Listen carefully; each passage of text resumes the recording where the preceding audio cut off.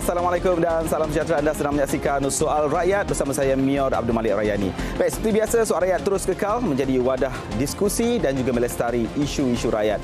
Dan minggu lalu, Yang Amat Berhormat Perdana Menteri Datuk Seri Anwar Ibrahim telah pun membentangkan Belanjawan 2024 Malaysia Madani. Dan sepanjang minggu ini, kita mendengar dan melihat pelbagai reaksi yang diberikan, baik dari kalangan ahli politik, pentadbiran, perniagaan, mereka yang berada di bandar maupun di luar bandar, golongan atasan sehinggalah yang berada di kedai-kedai kopi. Rakyat Malaysia membicarakan perihal Belanjawan Negara.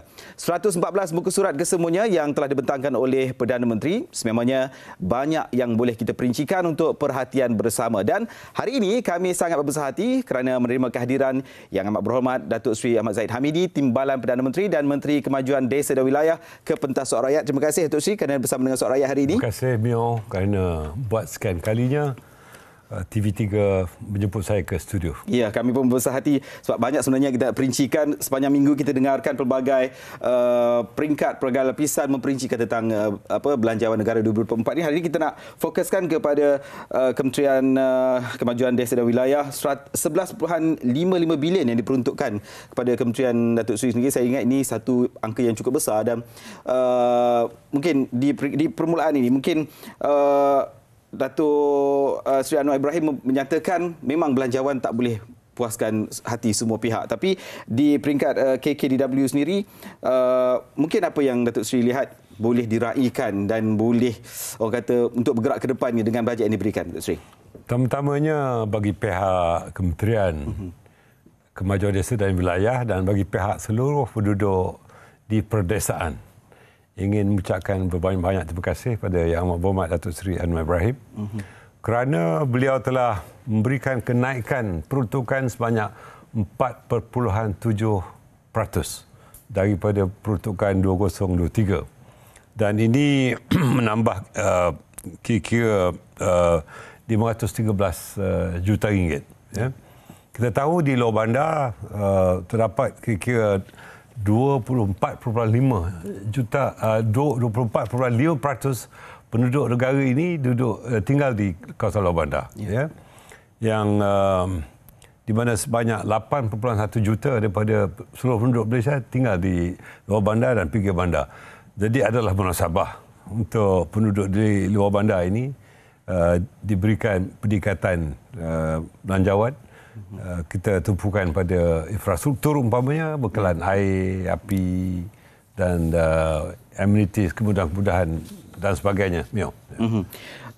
Kalau kita lihat pecahannya seperti biasa memang banyak sekali. Datuk Seri juga merangka, kalau tadi kita berbual, Datuk Seri memperkongsikan banyak sekali jawatan kuasa khususnya tentang apa yang berlaku di luar bandar ini, tapi kita nak melihat juga tentang aspek yang diperincikan dalam bajet ini. Untuk memperkasa rakyat itu ada 3 tumpuan utama yang diberikan: tata kelola terbaik demi ketangkasan perkhidmatan, penstrukturan semula ekonomi, melonjakkan pertumbuhan dan juga peningkatan darjah hidup rakyat. Tapi Datuk Seri melihat bagaimana keredukan ataupun kebertanggungjawaban KKDW dalam pengurusan bajet ini untuk mendukung ekonomi Malaysia Madani ini? Saya ingin mengimbau Kongres Ekonomi Bumi Putera yang pertama pada tahun 1965. Ya. Ketika itu Kementerian Pembangunan Negara dan Luar Bandar diwujudkan. Allahyarham Tun Abdul Razak mengetuai kementerian itu. Ya. Dan program-program di Kementerian Luar Bandar ketika itu 2 atau 3 kluster tertentu, ya.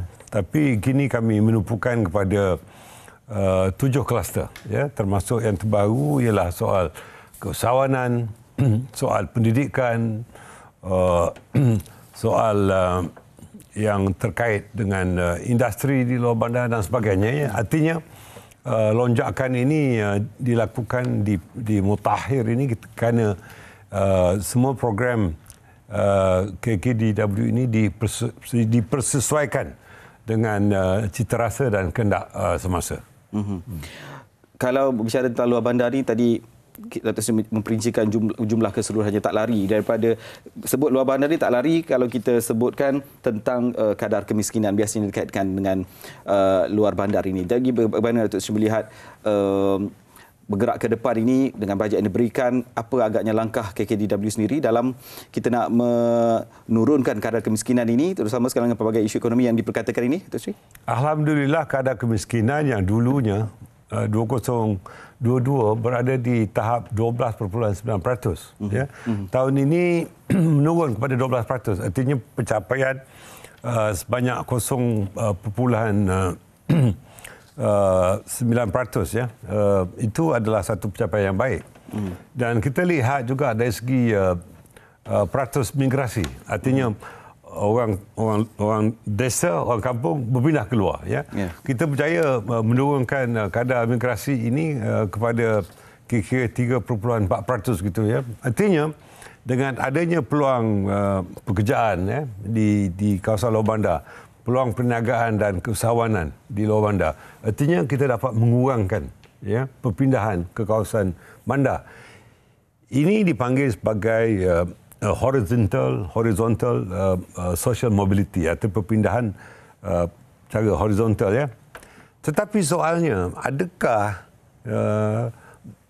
keadilan dilakukan, justice is done ya kepada orang luar bandar? Kalau hanya kita memberikan soal infrastruktur saja ya. Apa yang kami lakukan sebagai satu game changer, satu perubahan ialah menukar minda ya, mindset orang-orang luar bandar ya, sebagaimana pemikiran orang bandar, artinya urbanisasi melalui pendidikan ya. Pendidikan bukan hanya pendidikan awal persekolahan, tadika, tabika, taska dan sebagainya, tetapi kita melakukan perubahan minda melalui pendidikan kemas ya, berbagai bentuk, dan kita juga mempunyai MARA ya, kita mempunyai RISDA, mempunyai Felkra, dan alhamdulillah kawasan Felda juga diletakkan di bawah pertanggungjawaban saya. Biarpun Felda itu di bawah Kementerian Kewangan, tetapi pertanggungjawaban untuk memajukan diletakkan di bawah KKDW, dan ini kami selaraskan ya, bukan hanya di dalam KKDW tetapi dengan kementerian, jabatan dan agensi di negara kita ini untuk kepentingan rakyat luar bandar yang sangat memerlukan pertolongan ya, bukan saja physical happiness, artinya rasa kesejahteraan fizikal, tetapi yang penting ialah dari segi minda dan juga dari segi kerohanian ataupun spiritual happiness. Bercakap tentang spiritual happiness itu, saya pasti itu termasuk dalam salah satu haluan baharu KKDW yang disebutkan, antaranya yang digariskan infrastruktur luar bandar, pemerkasaan modal insan, pembangunan usahawan luar bandar dan memperhebat ekonomi luar bandar, memperkasakan peranan dan fungsi agensi anak syarikat. Ini mungkin yang boleh Datuk Seri jelaskan tentang haluan baharu KKDW ini, memperincikan 5 perkara ini, Datuk Seri. Di antara 5 perkara itu, saya turut memberikan keperhatian terhadap pembangunan modal insan. Di mana kita mempunyai lebih 300 institusi Tibet di bawah Kementerian Luar Bandar, di mana sebagian besarnya di bawah MARA ya. Giat MARA umpamanya ya. Kolej Kemahiran MARA dan sebagainya ya. Jadi kita salurkan potensi guna tenaga kerja, artinya orang yang mahu berpekerjaan ini dengan memberikan latihan kemahiran, di mana sekarang terdapat kolaborasi ya di antara industri ya. Yang terbaru ialah Proton umpamanya di bawah Geely yang memberikan kursus otomotif kepada pelajar-pelajar di luar bandar di TVET itu ya, Giat MARA, yang sesuai kemudiannya diambil terus oleh Proton, oleh Geely dan oleh beberapa syarikat yang lain. Petronas umpamanya juga mempunyai kolaborasi yang begitu, dan sekarang ini kita bekerjasama dengan beberapa syarikat luar negara kerana industri otomotif itu telah berubah kepada EV ya, electric vehicle, dan kursus-kursus yang dibuat itu saya tengok Mio rambut cantik. Jadi bukan lagi hanya pendandang rambut atau solekan, tetapi pergi kepada kursus-kursus berteknologi tinggi yang kita panggil sebagai blue collar job, kerja-kerja berkolar biru yang menjanjikan pulangan gaji lebih baik daripada kelulusan akademik yang tidak ada kemahiran. Dan ini yang kami lakukan. Dan kebetulan saya juga adalah pengurusi majlis TVET Malaysia. Di sana terdapat data yang terbaru 1,344 institusi TVET yang merangkumi 12 kementerian, dan 6.8 bilion peruntukan diberikan, di mana koordinasi dari segi kursus-kursus ini kita lakukan supaya institusi TVET ini tidak bersaing antara satu sama lain dan tidak menawarkan kursus yang sama. Akhirnya berebut untuk mendapatkan student atau peserta. Dan ini kami koordinasikan melalui pengujudan unit pengambilan TVET, yang menyerupai unit pengambilan universiti UPU. Ini kami lakukan dan lonjakannya setakat ini di kira-kira 15,000 tempat untuk semester ini. Permintaannya telah meningkat kepada 61,000, artinya 400% peningkatan. Ini satu perkembangan yang baik, dan tentunya KKDW melalui pembangunan modal insan mengambil peluang untuk membawa anak-anak di luar bandar ni, bukan hanya mereka yang kurang prestasi baik dalam bidang akademik, malah yang baik dalam akademik pun kita galakkan untuk menjadikan TVET sebagai pilihan pertama mereka. Beberapa kajian yang kita buat, pelajar cemerlang dalam akademik ambil masuk ke kelas matrikulasi, kemudian masuk ijazah pertama, sarjana, PhD, itu mengambil masa kira-kira 10 tahun. Kerja yang ditawarkan ialah pensyarah di sebuah universiti tempatan, gajinya 2,400 sebulan. Berbanding dengan yang masuk ke TVET ini, daripada SKM 1 hingga SKM 3 itu sama dengan sijil, SKM 4, SKM 5 sama dengan diploma. Lepas tu mengambil ijazah dan tak perlu mengambil sarjana pun, mengambil kursus profesional dalam TVET. Di tahun yang ke-10 gajinya 17,000. Berbanding dengan pelajar cemerlang dalam bidang akademik tadi 2,400. Jadi kempen yang begini bukan hanya satu kes, tetapi banyak kes, di mana pelaburan asing, foreign direct investment ataupun DDI, domestic direct investment, banyak memberikan peluang, dan mereka perlukan pekerja-pekerja mahir. Pekerja mahir hanya dapat dikeluarkan apabila mereka memasuki kursus TVET. Ini yang ditekankan oleh kerajaan Madani sekarang ini.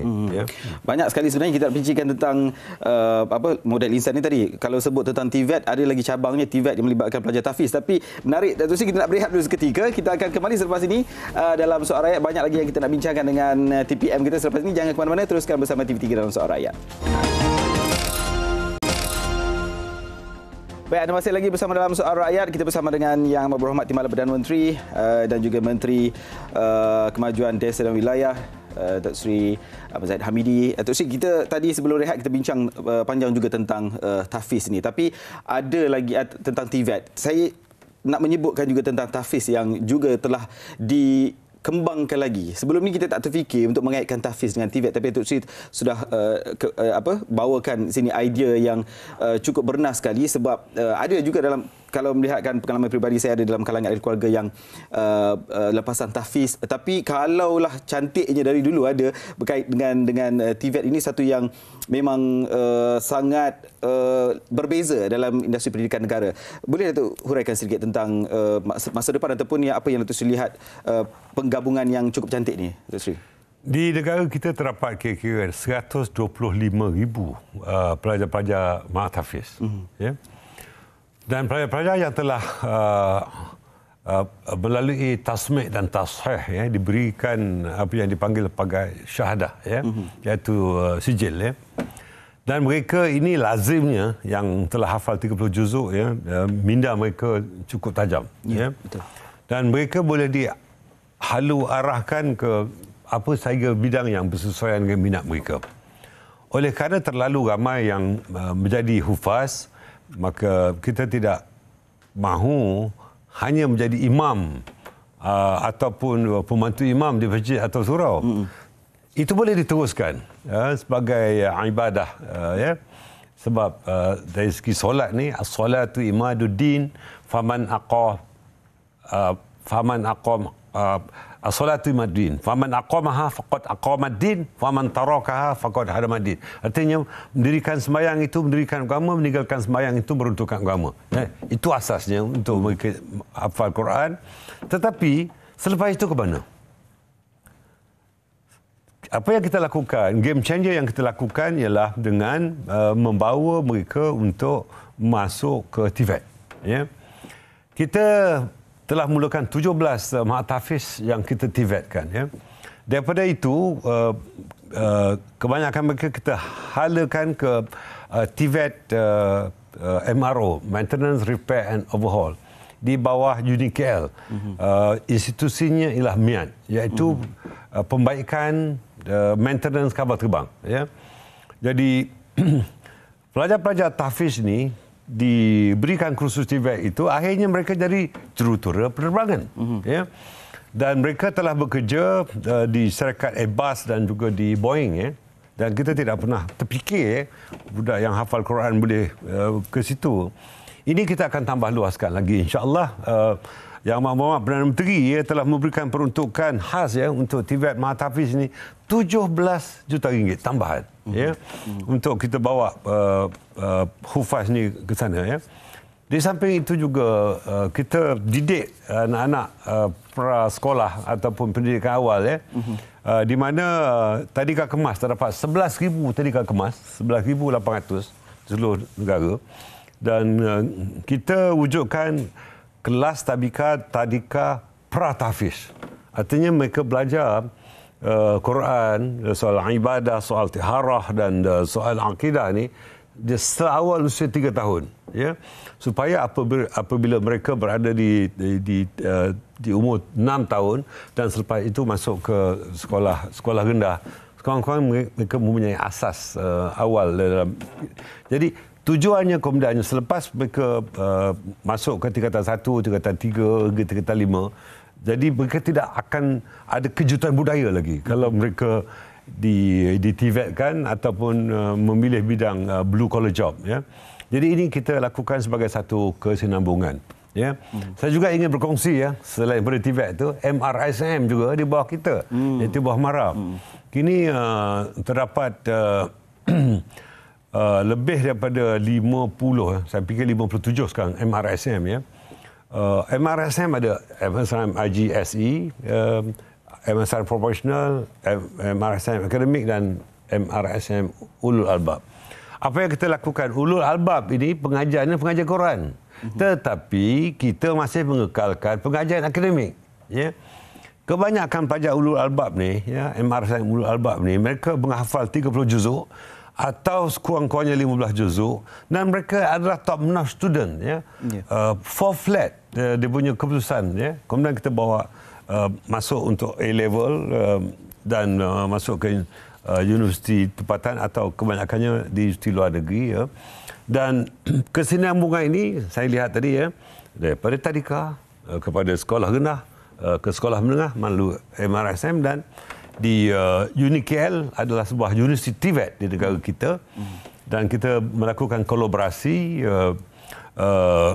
dengan universiti luar negara yang TVET luar negara, antaranya German Malaysian Institute, Japanese Malaysian Institute, Spanish, French, dan insyaAllah kita akan buka Turki dan juga Korean Malaysian Institute. Ini adalah TVET yang kita halakan, ya, di bawah haluan baru KKDW untuk melihat pelajar-pelajar dari luar bandar, daripada kampung Risda, Felkra dan Felda, ya, dan kampung tradisional untuk ke situ.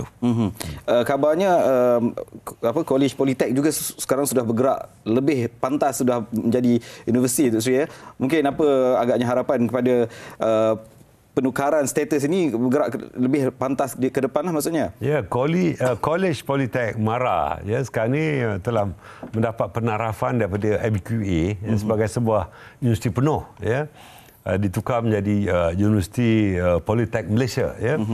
Di sana kita menjadikan universiti itu sebagai universiti profesional. Artinya mengambil bidang accountancy, mengambil bidang engineering, architecture dan sebagainya.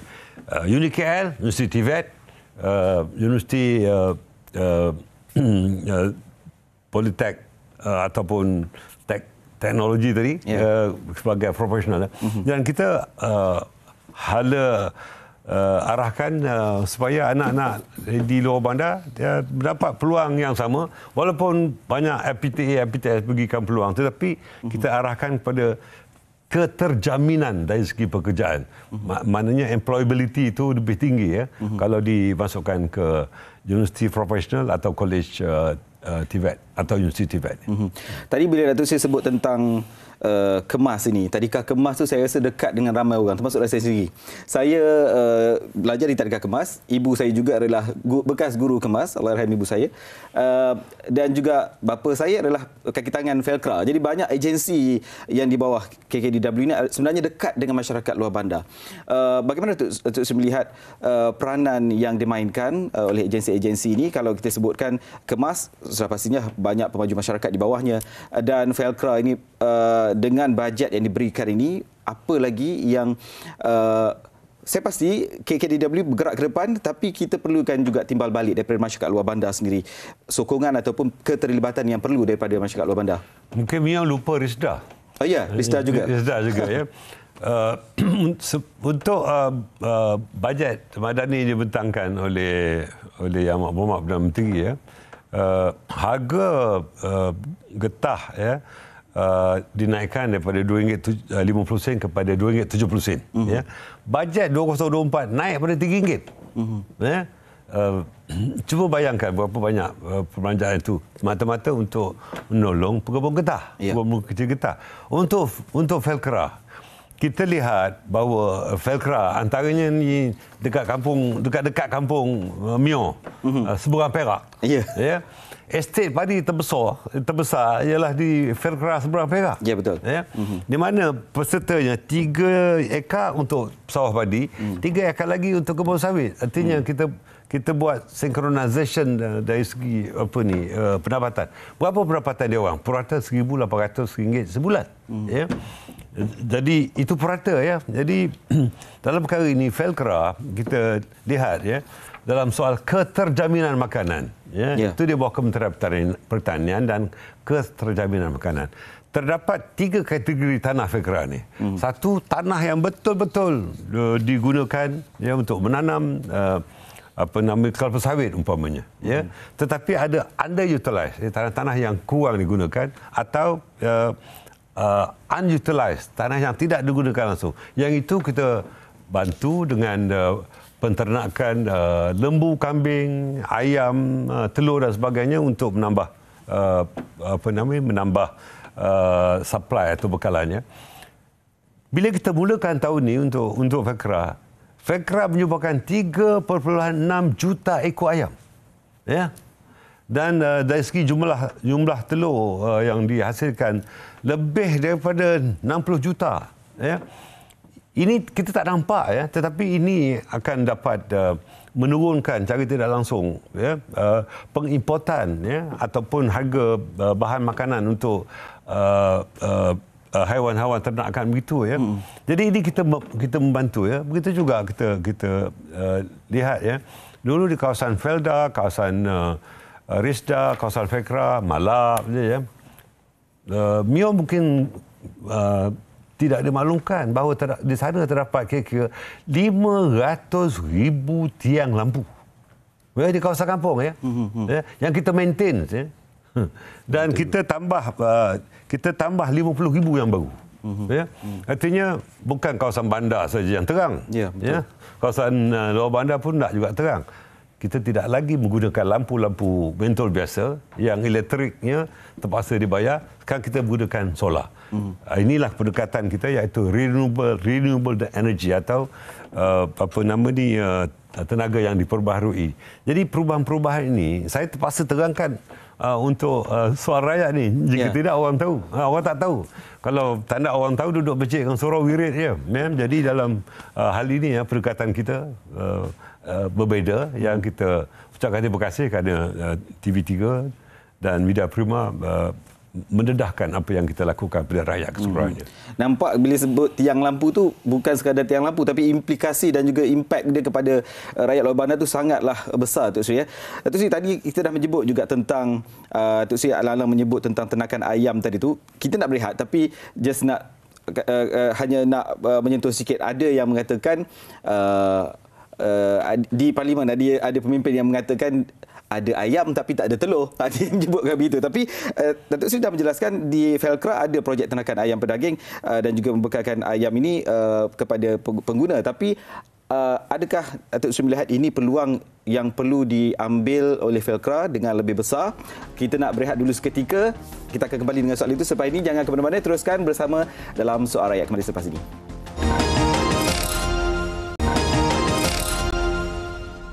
Baik, masih lagi dalam Soal Rakyat, kita nak sambung perbincangan kita dengan Datuk Seri Ahmad Zahid Hamidi.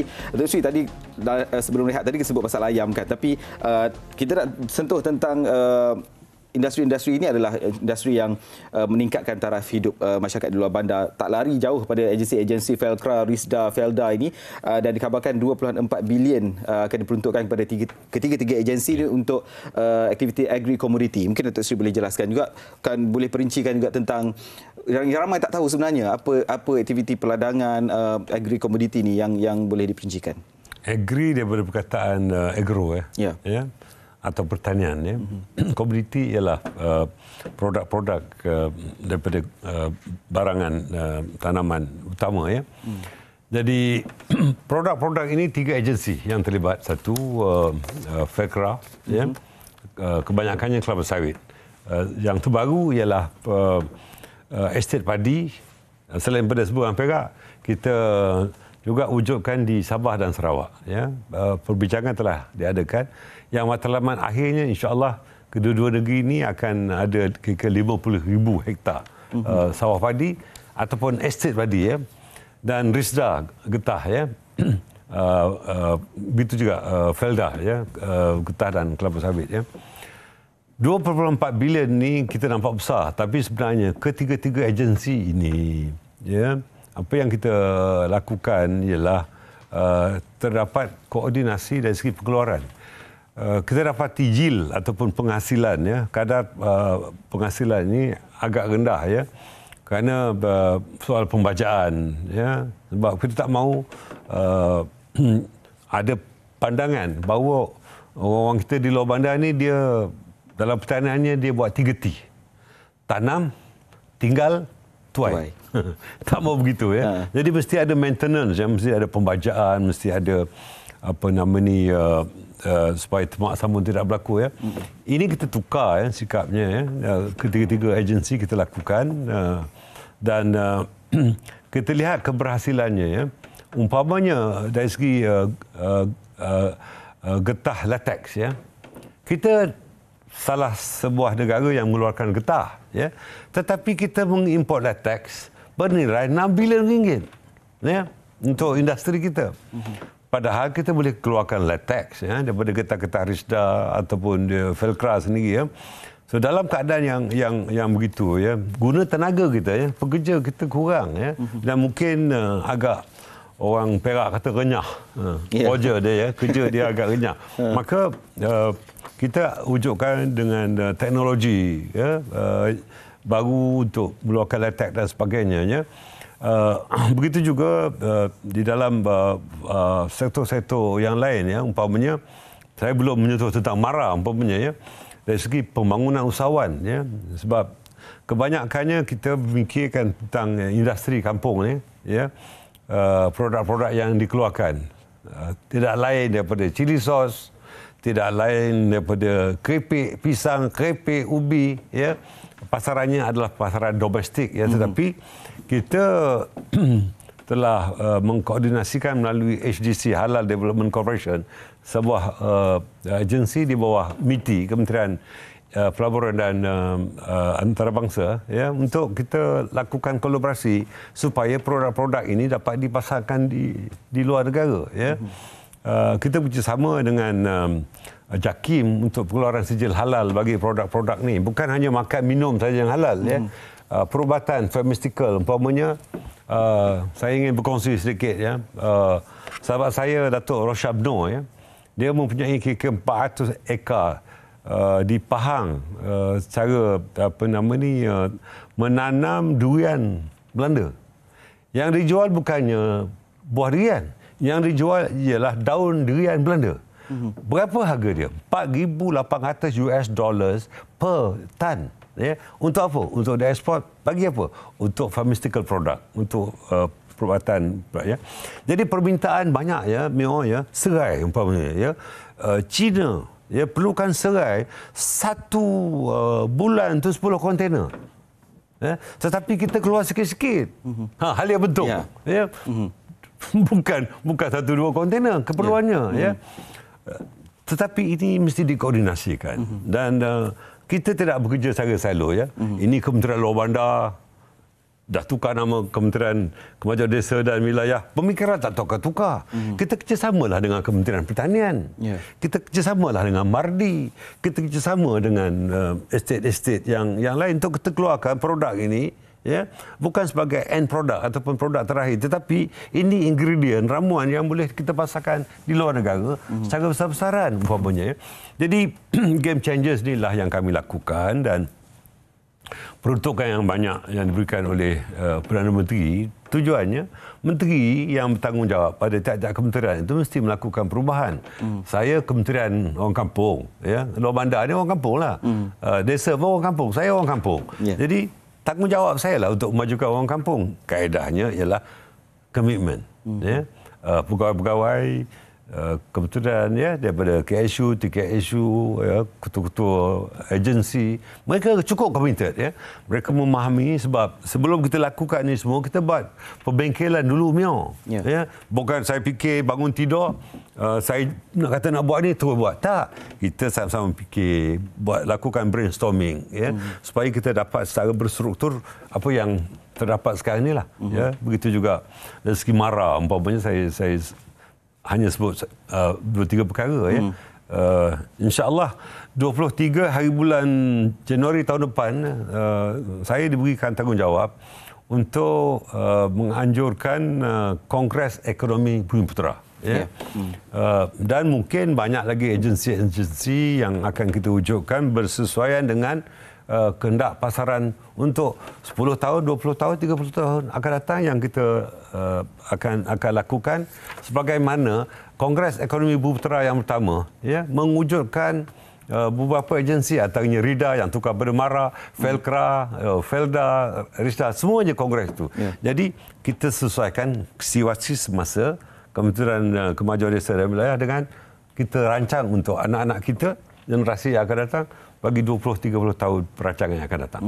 Datuk Seri, saya nak patah balik sikit tentang bila Datuk Seri sebut tentang keterjaminan makanan. Sangat kata orang kena dengan situasi semasa. Ramai menyebutkan tentang bekalan bahan makanan kita. Bila kita sebutkan tentang keterjaminan makanan, ramai yang bimbang adakah ramai mengatakan bekalan sekarang tak cukup menyebabkan harga barang meningkat dan sebagainya. Tapi kalau kita lihatkan banyak sekali inisiatif di bawah Felkra ini yang dicadangkan seperti tanaman padi Sabah Sarawak disebutkan tadi, ayam pedaging, juga urban farming, lembu pedaging dan sebagainya. Ini saya kira menyumbang satu aspek yang besar juga kepada bekalan negara, bekalan makanan negara. Dan ini saya rasa satu peluang yang sebenarnya kalau kita lihatkan banyak sekali mereka yang berada di luar bandar terkait dengan KKDW ini perlu ambil peluang ini untuk jadi supplier kepada pasaran kita. Benar, peluang terlalu banyak ya. Kita mengimport ya bahan-bahan makanan daripada luar negara tidak kurang daripada 65 bilion ya.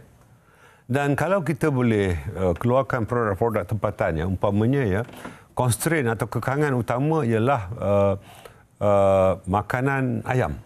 Ya. Semua makanan itu diimport ya. Jagung umpamanya ya. Ada makanan haiwan alternatif ya, tempatan yang boleh kita keluarkan. Dan sekarang ni Felkra dan RISDA sedang menanam ya tanaman ini untuk makanan ayam ya, sebagai alternatif daripada mengimport tu ya.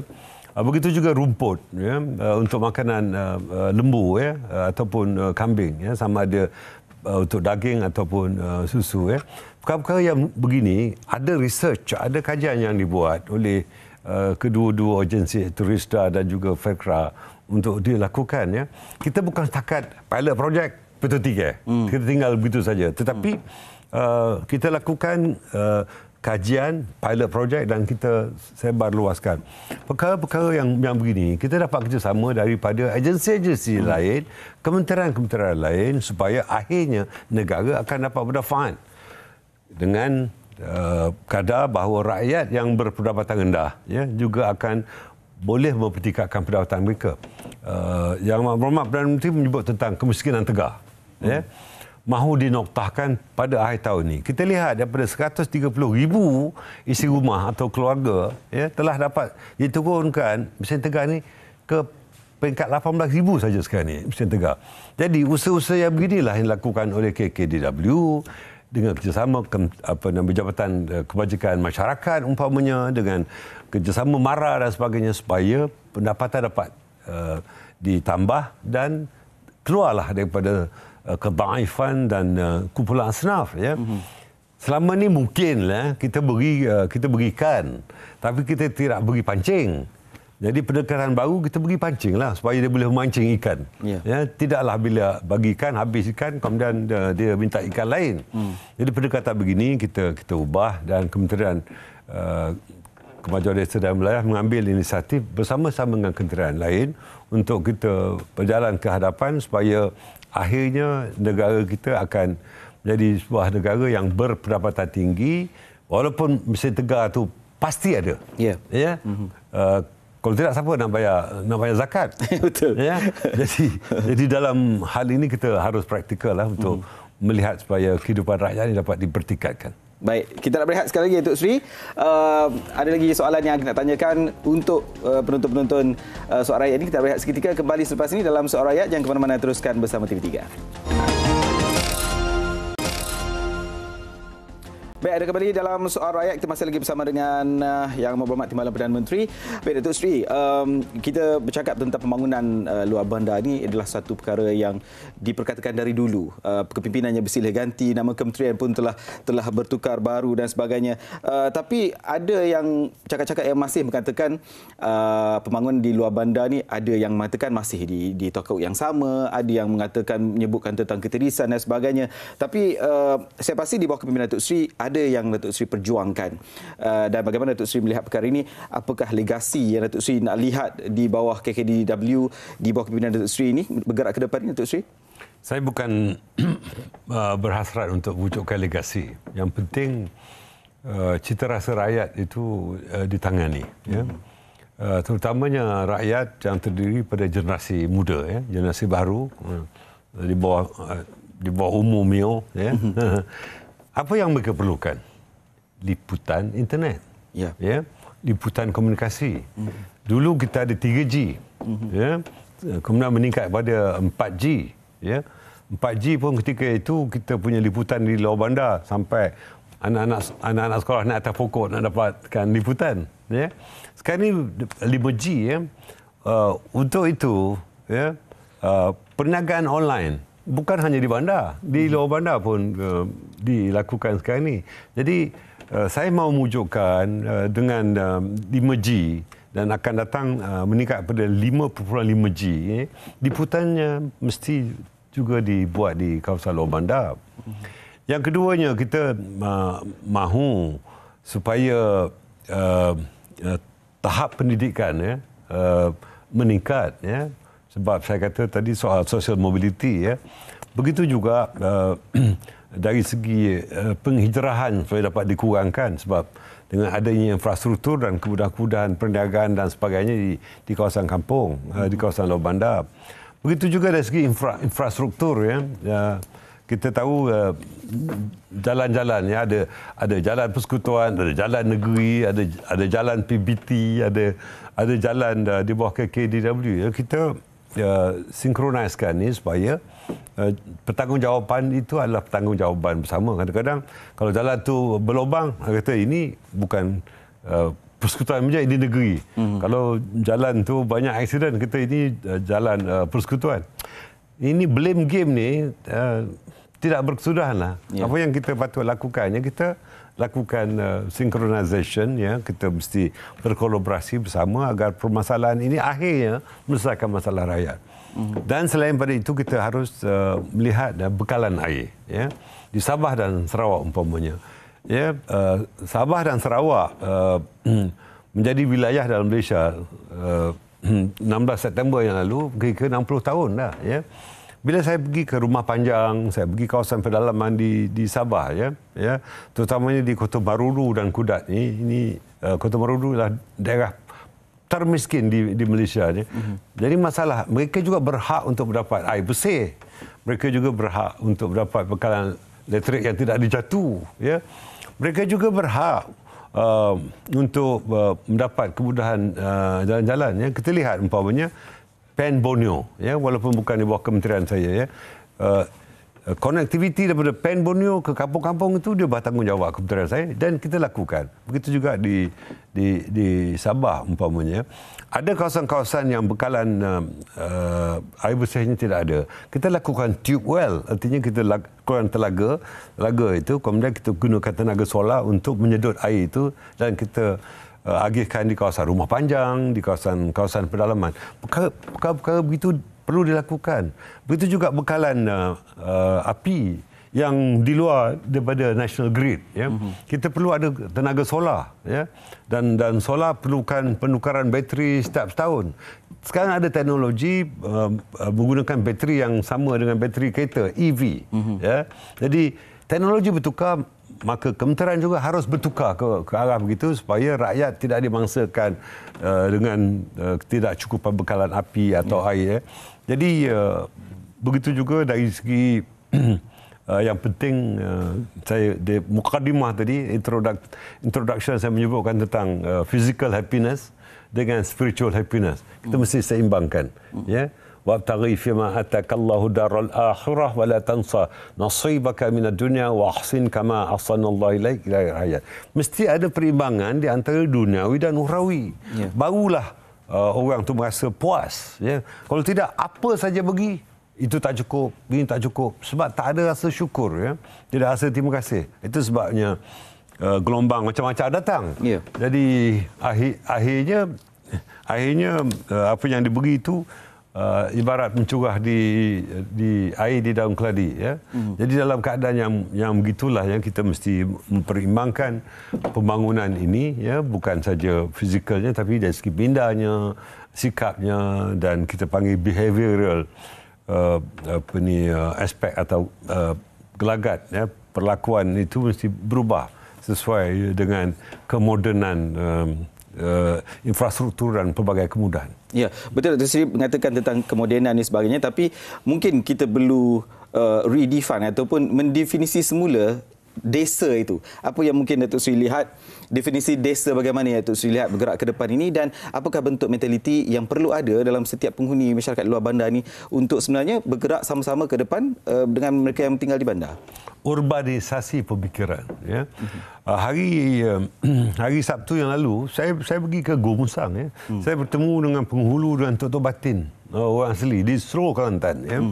Dan mereka merasakan bahawa mereka harus diberikan hak yang sama tara dengan masyarakat bandar dan pinggir bandar. Kerana mereka berada di kawasan rayau yang agak luas. Akta orang asli juga harus dilihat, sebab kita menghormati bahawa kuasa tanah adalah kuasa kerajaan negeri.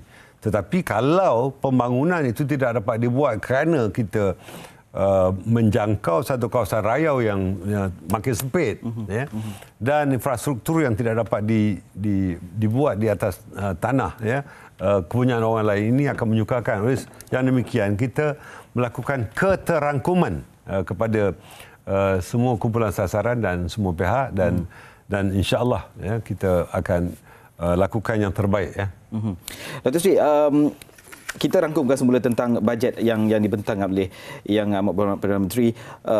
Secara keseluruhannya, kalau dapat Datuk lihat dari aspek yang lebih luas sebagai seorang timbalan Perdana Menteri, apakah yang paling menangkap, dan kita sebagai rakyat Malaysia perlu kata orang menyumbang sama kepada apa yang dirancangkan oleh kerajaan dalam bergerak ke depan dalam bajet 2024 Malaysia Madani ini? Ya, bajet ini adalah merupakan bajet yang terbesar. Ya, berbanding dengan bajet-bajet sebelum ini. Yang juga besar ialah subsidi. Ya. Yang berjumlah 81 bilion ringgit. Ya. Kalau kita pecahkan pada 4 ya bajet ni ya. Satu, emolument, soal gaji, ya. Pencen, bayar hutang, pembangunan sekitar 20% saja. Kalau kita dapat mengurangkan subsidi, ya, dan dapat mengurangkan hutang, maka peratus projek pembangunan boleh ditambah. Ya. Kita juga harus melibatkan pihak swasta dalam perkara ini. Dan saya lihat Yang Amat Berhormat Perdana Menteri ya, apabila berada di luar negara, sering menggamit ya, pelabur-pelabur asing, bukan hanya bertujuan untuk mewujudkan pekerjaan, tetapi juga untuk menghasilkan produk-produk berteknologi tinggi yang akhirnya kita mahu menjadi the new tiger of economy in Asia. Ya. Sebab dulu kita pernah berada dalam keadaan begitu ya, dan kita lihat dari segi defisit ya, pengurangan pendapatan berbanding dengan perbelanjaan ya, itu pada satu ketika 65% daripada KDN GDP ya, gross domestic product ya. Jadi sekarang telah kurang pada 4.5%. Artinya gapnya, jurang itu berbeza ya.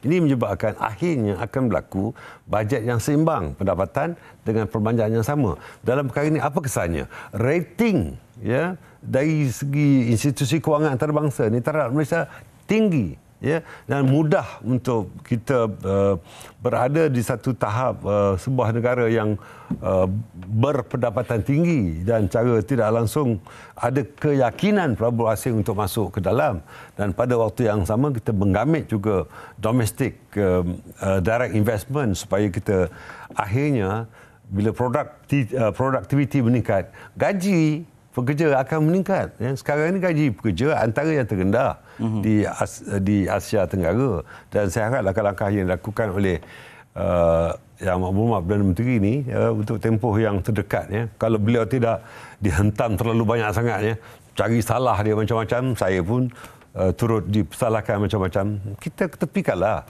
soal-soal politik ni dalam bajet ni, sama-sama kita bangunkan negara. Sampai pilihan raya kita politik balik, tak apalah ya. Tapi di semua setiap masa nak politik ya. Jadi saya haraplah kita ubah minda, sama ada kita dalam bandar atau di luar bandar. Yang dah silap dulu sudahlah ya. Kita tunggu 4 tahun lagi, kita berbeza pendapatlah. Mana yang kerajaan yang terbaik, InsyaAllah kita pilihlah. Setakat ini saya rasa kerajaan yang ada sekarang ini terbaiklah. Itu sebab politik stabil. Kita ada 148 kursi, ya, artinya lebih 2/3. Kita kekalkan. Ya, kita berikan kepercayaan, keyakinan kepada Datuk Seri Anwar Ibrahim selaku Perdana Menteri yang mempunyai pengalaman dan dikenali di seluruh dunia. Soal dalam negara kita sama-sama. Jangan berbeza pendapat untuk kita bukan stabilkan politik saja, tetapi kita perkukuhkan pertumbuhan ekonomi. Barulah rakyat sejahtera. Kurang ke politik. Jadi untuk kesejahteraan rakyat ni, mungkin ada yang nak Datuk Seri pesan kepada rakyat kita sama-sama bergerak ke depan seiring dengan apa yang dibentangkan dalam bajet ini, Datuk Seri? Saya yakin rakyat akan seiring dengan hasrat kerajaan untuk memajukan mereka. Ya.